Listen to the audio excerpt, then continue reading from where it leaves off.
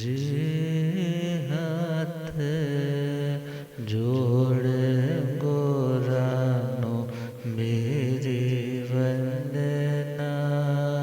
जे हाथ जोड़े गोरानो एक बार वंदना हजार बार वंदना। एक बार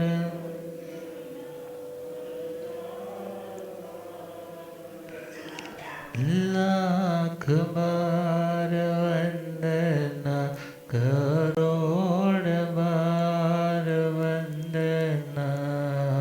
लाख बार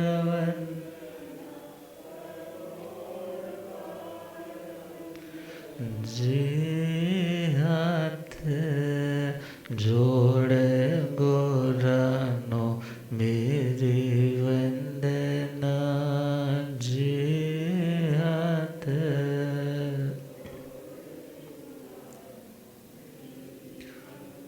डगमग डोले नैया मेरी। डगमग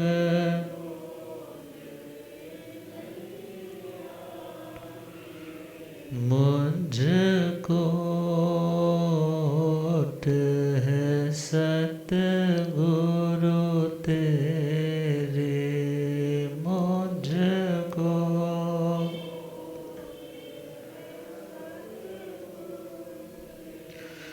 जे आसा भसा घर पार लगना। जे आसा भसा घर पार। जे हाथ जोड़े गोरानो मेरी वंदना। जे हाथ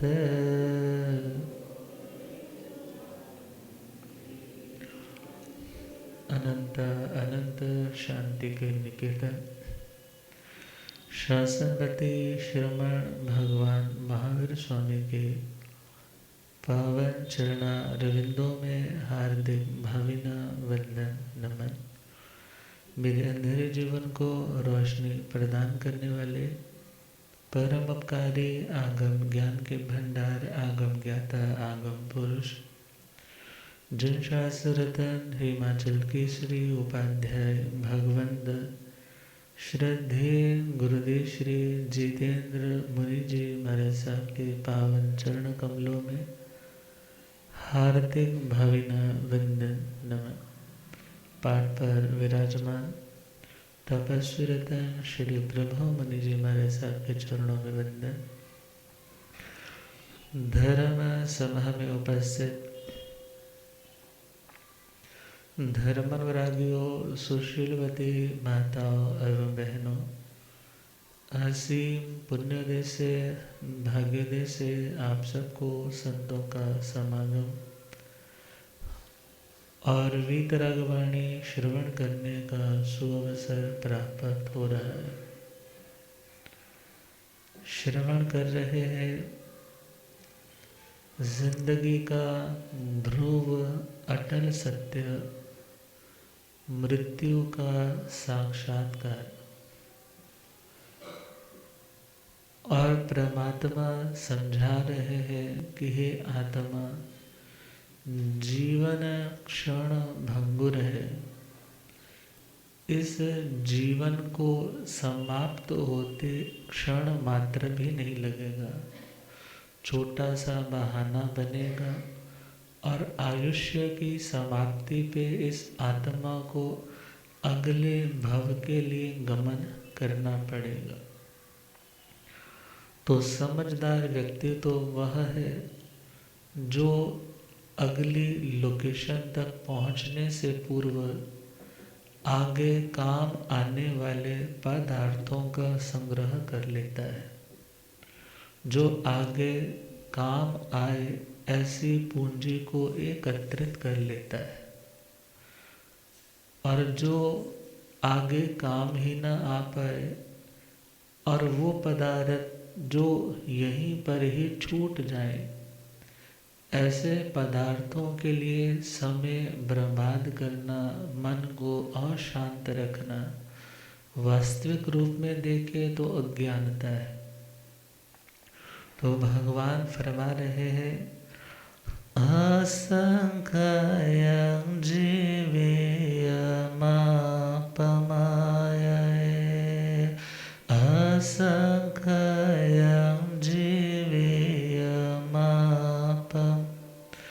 जरो वणेयसहुनतिताण, जरो वणेयसहुनतिताण, एवं वियाणा हि जडेपमत्ते,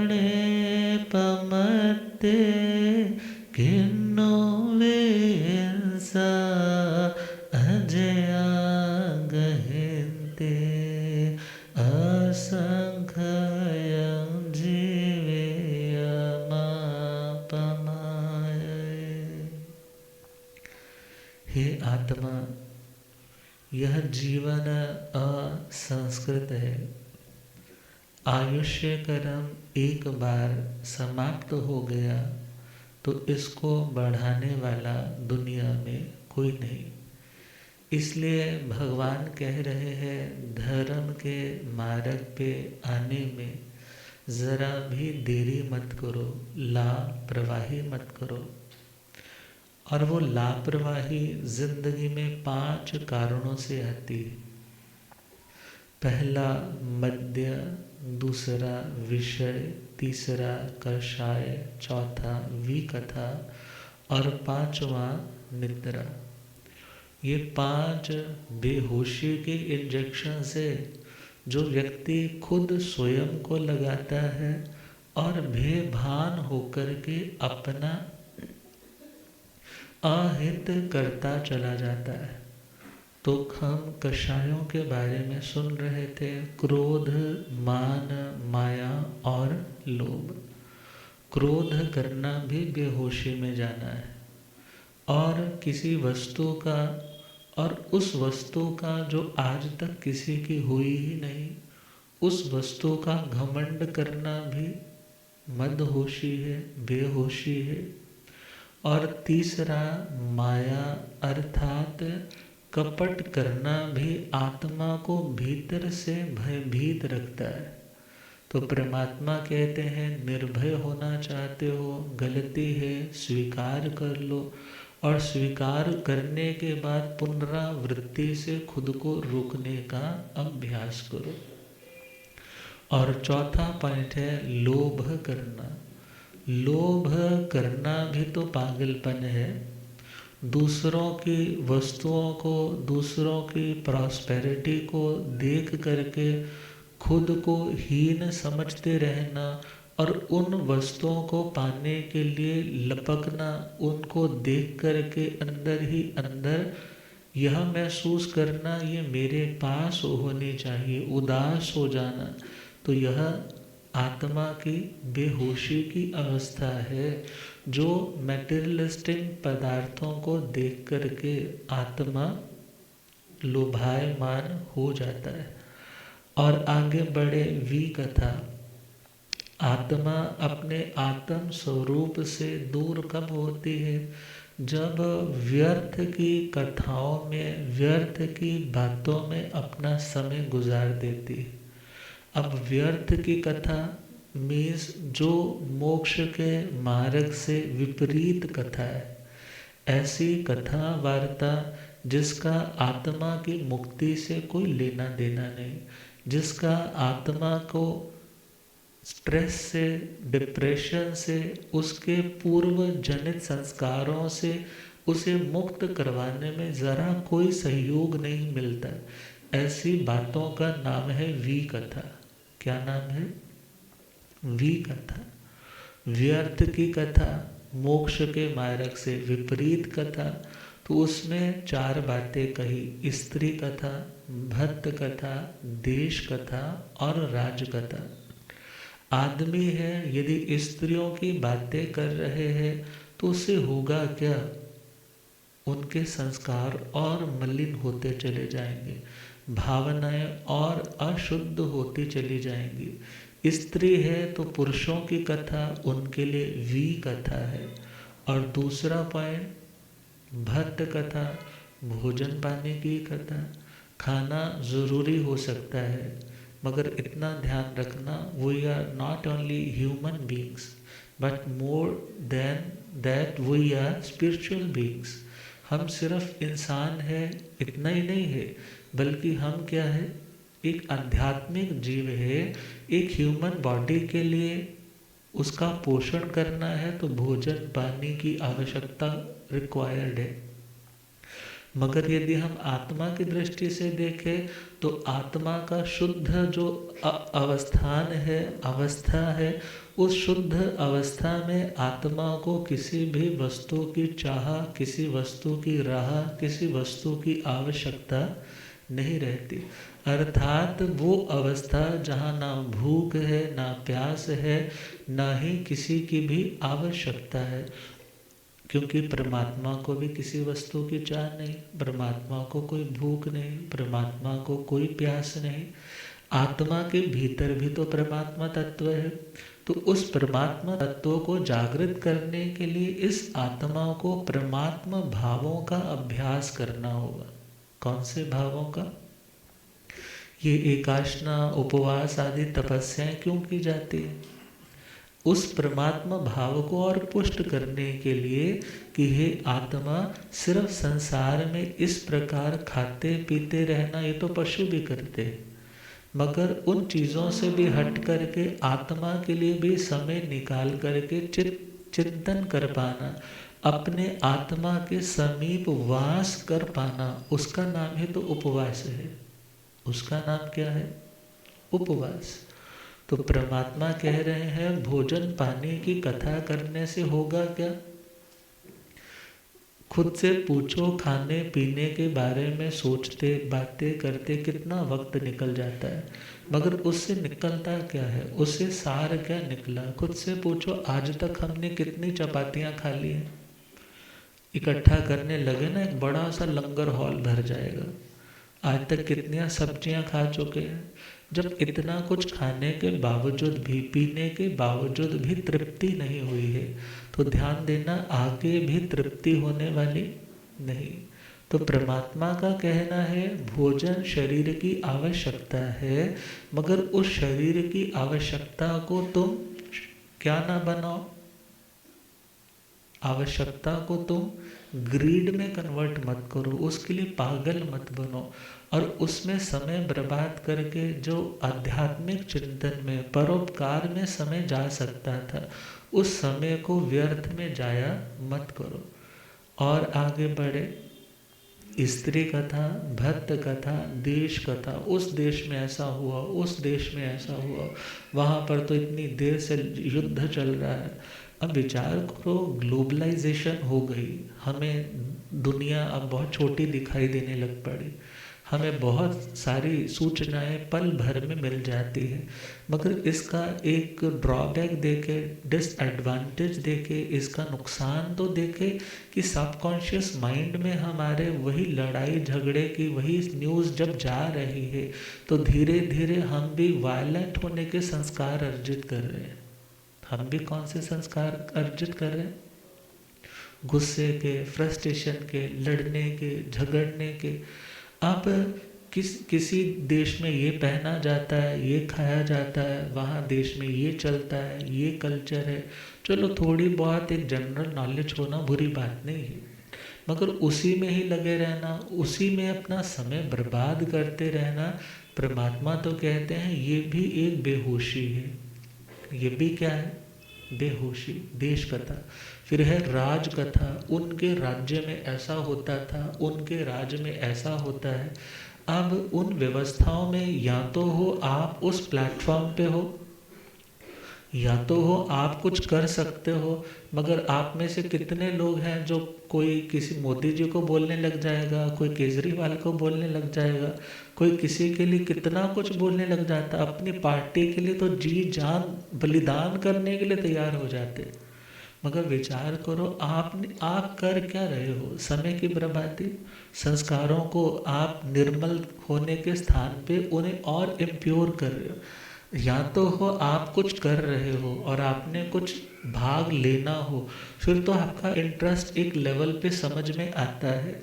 मगर अदरवाइज दुनिया की कितनी बड़ी संख्या है ऐसी जो अपने समय को इन्हीं चर्चाओं में, इन्हीं बातों में लगा करके व्यर्थ में गवा देती है।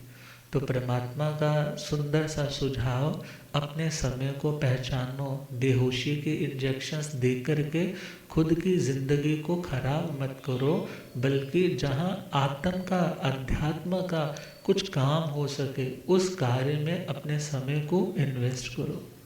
और पांचवा पॉइंट है प्रमाद का, निद्रा। कौन सा? निद्रा। निद्रा तो सभी समझते हैं, सभी को नींद आती है, सभी सोते हैं। अब नींद भले बेहोशी है। नींद क्या है?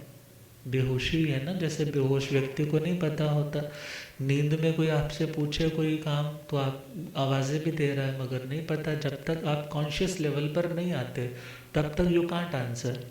अब निद्रा भी क्या है? बेहोशी है। मगर इतना ध्यान रखना है, ये बेहोशी एक नशे की भांति। बेहोशी, नशा लेने से भी तो बेहोशी आती है ना, व्यक्ति कुछ देर के लिए भूल जाता है। अब व्यक्ति थका है, माइंड को भी रिलैक्सेशन चाहिए, कॉन्शियस को। सब कॉन्शियस तो न्यूट्रल माइंड है, वो 24 घंटे काम करता है और वो थकता भी नहीं है। मगर मन परेशान कब हो जाता है? जब कहता है मैं कॉन्शियस लेवल पे ओवर थिंकिंग करने लग पड़ा। ओवर थिंकिंग मतलब नेगेटिव थिंकिंग, सिंपल। क्योंकि पॉजिटिव थिंकिंग में कभी ओवर थिंकिंग नहीं होती। ओवर थिंकिंग कब होती है? जब आप क्या सोचते हो? नकारात्मक सोचते हो, और वो आपके विचार मल्टीपल होते रहते, मल्टीपल होते रहते। और आपको एक अच्छा विचार, मात्र एक अच्छा विचार उठाओ, बस जस्ट इतना कि मैं आत्मा हूँ। क्या विचार उठाया? क्या थॉट क्रिएट किया? मैं आत्मा हूँ। अब इस पे विचार करो ना, कितना मल्टीपल लेकर के जाओगे।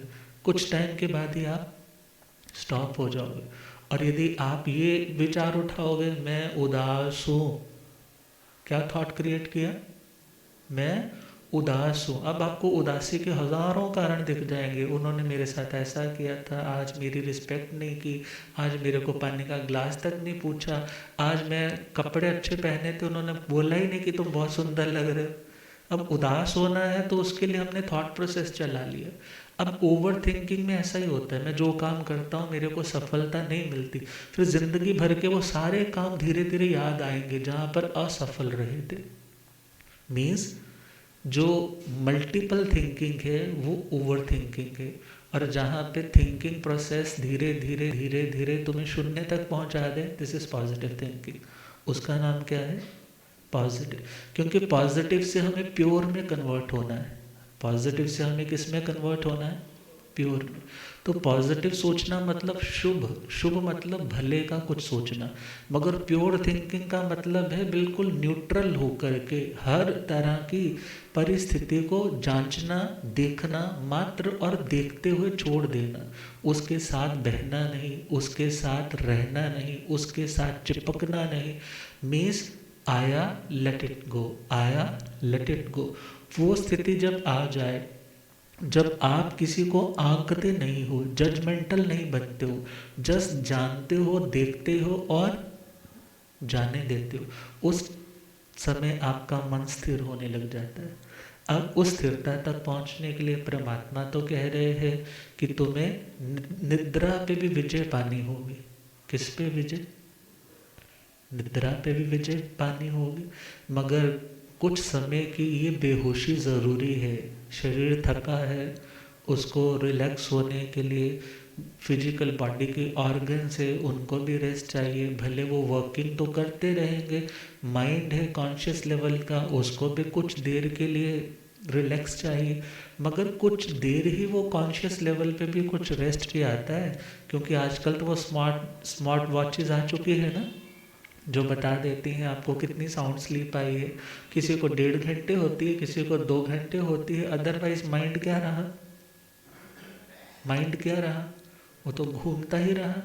अब विचार करना है कि हम चाहते हैं कि हम शांत हो सके, तो कायोत्सर्ग, जीते जी अपनी काया का त्याग करना।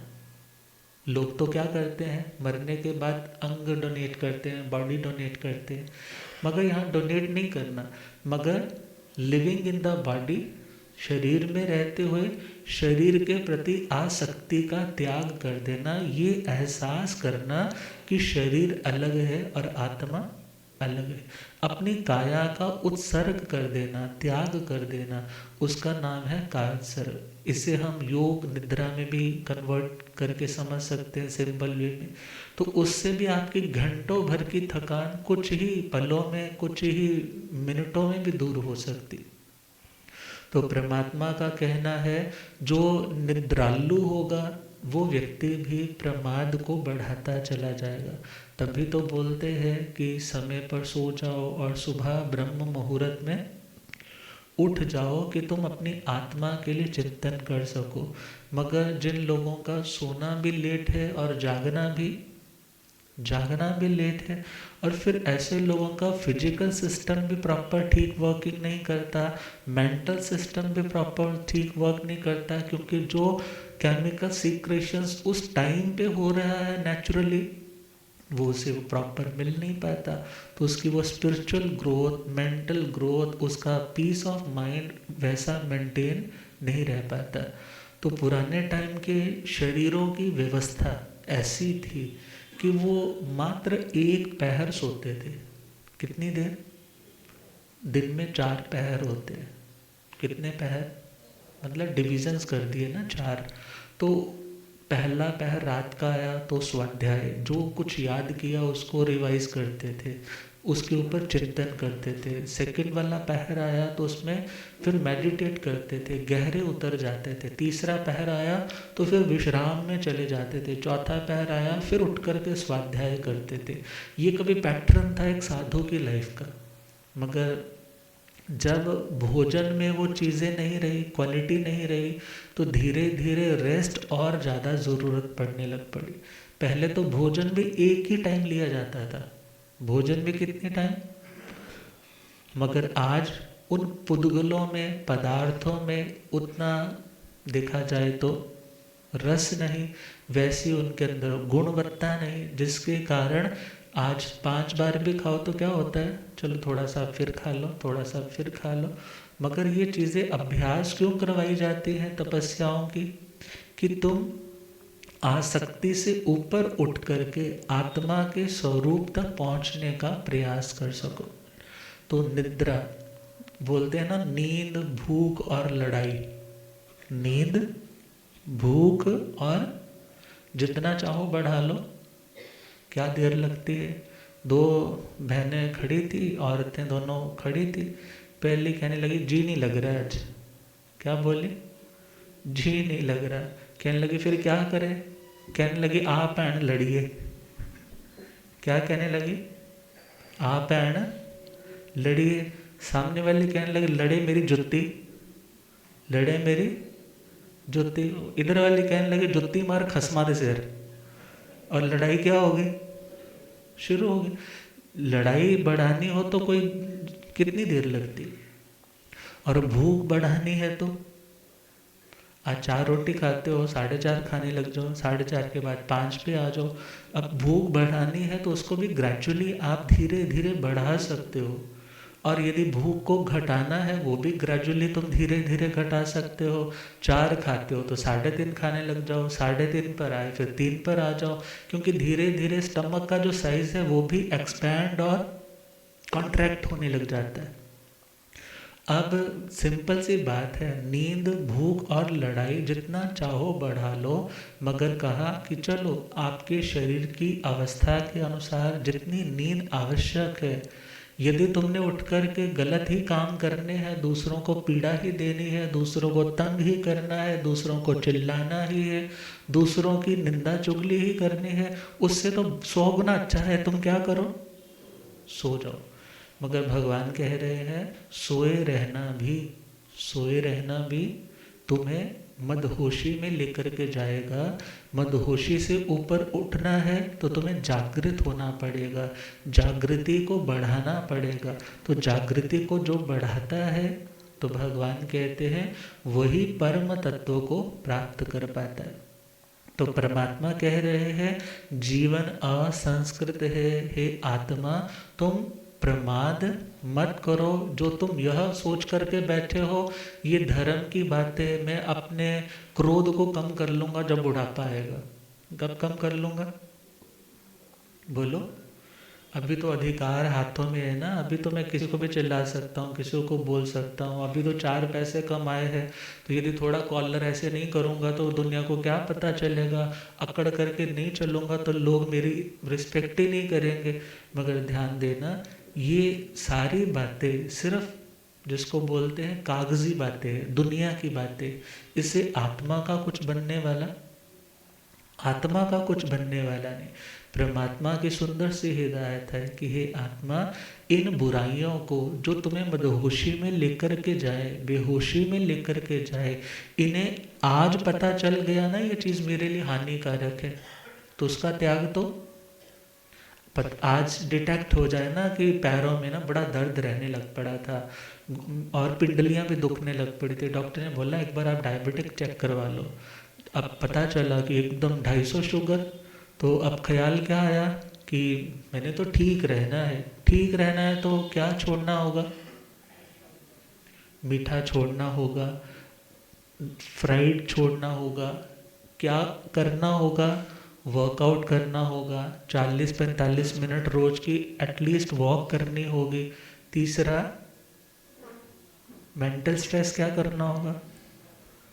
उसको भी कम करना होगा। लेट इट गो कह करके बहुत सी चीज़ों को इग्नोर करना सीखना होगा।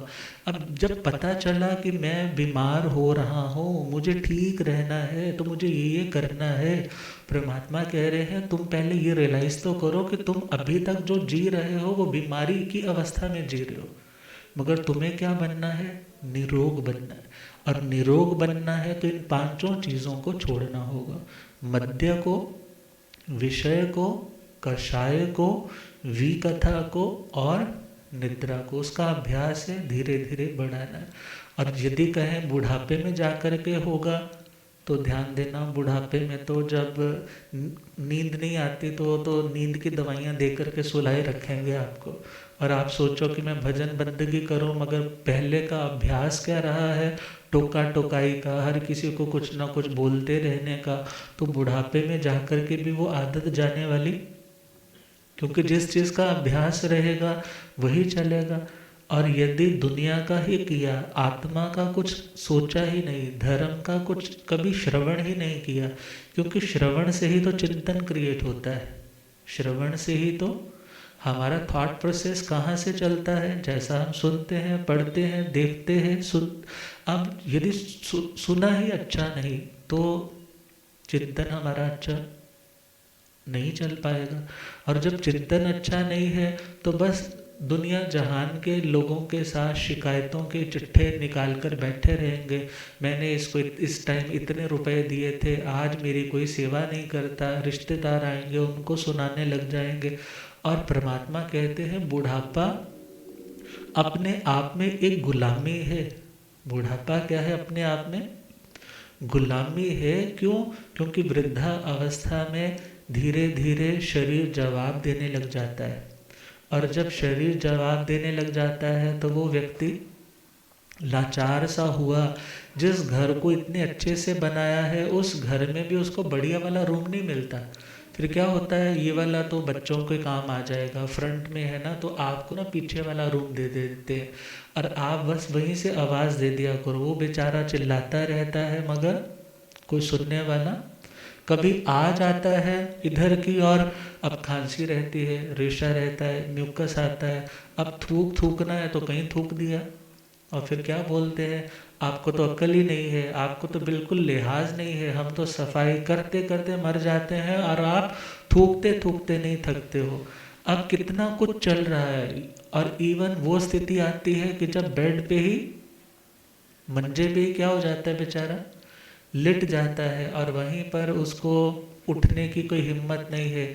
और वहीं पर क्या हो रहा है, डाइपर्स चेंज हो रहे हैं कि नहीं हो रहे हैं, स्मेल मार रहा है रूम, कौन उसकी केयर कर रहा है गुर्दे पर। हो रब मेरा सत गुरु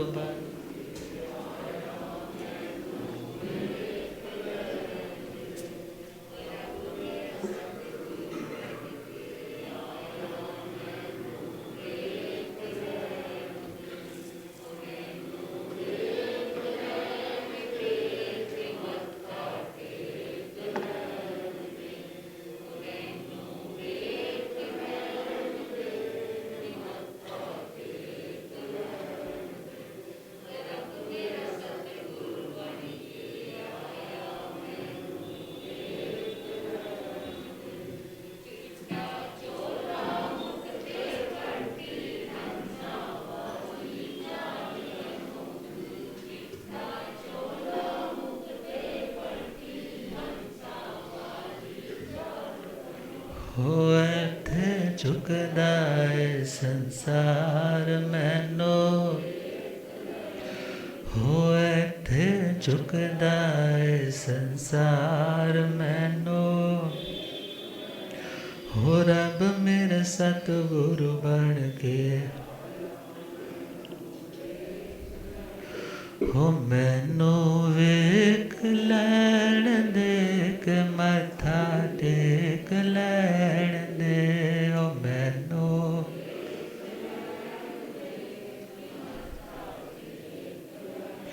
हो रब मेरा सतगुरु बन के आया मैनू, भूलिया गम ज्ञाता गम पुरजन शास्त्र तन हिमाचल केसरी उपाध्याय भगवंत श्रद्धे गुरुदेव श्री जितेंद्र मुनि जी महाराज की जय। तो वही व्यक्ति घर में अब बोझ की तरह लगने लग जाता है। जैसे घर में कचरे को छुपा करके रखा जाता है ना, उसको भी किनारे पे पड़ा रहे। भोजन का टाइम हुआ, खुद खा लिया है, यदि किसी को उसके प्रति कुछ है इमोशनल सेंटीमेंट तो जा कर के दे दिया।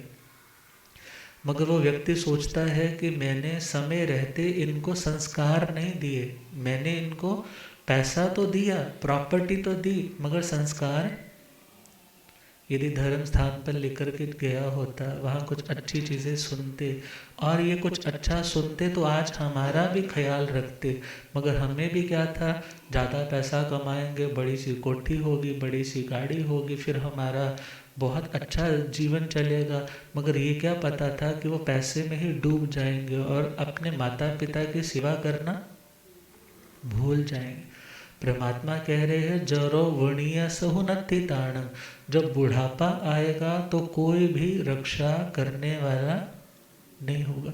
ये मेजॉरिटी में होता है, माइनॉरिटी में कोई पुण्यवान है, तपस्वी है, साधना प्रेमी है, ऐसे व्यक्ति की सेवा करने का घर के लोग सौभाग्य समझते हैं। वो तो क्या बोलते हैं, हमारे हिस्से का पूजा पाठ कौन करते हैं, मम्मी जी करते हैं, पिताजी करते हैं, और इन्हीं के कारण हमारा घर आज तक बचा हुआ है, फल फूल रहा है। और उन्हें भी लगता है ये कुछ कहना दे, वरना ये तो इतना पूजा पाठ करते हैं कहीं हमारा कोई नुकसान ना हो जाए। मगर ये केस घरों में कितने होते हैं, थोड़े से। ज़्यादा कितने होते हैं, क्योंकि सब कुछ तो ले लिया उनसे। अब जब ले लिया तो ध्यान देना, फिर उसको पूछने वाला भी घर में कोई नहीं होता। ओ मत वाले ये जीवन बना ले, न वक्त नो टाले, जे वक्त गवाएगा फिर हाथ मल मल पछताएगा। ओ मत वाले ये जीवन बना ले, न वक्त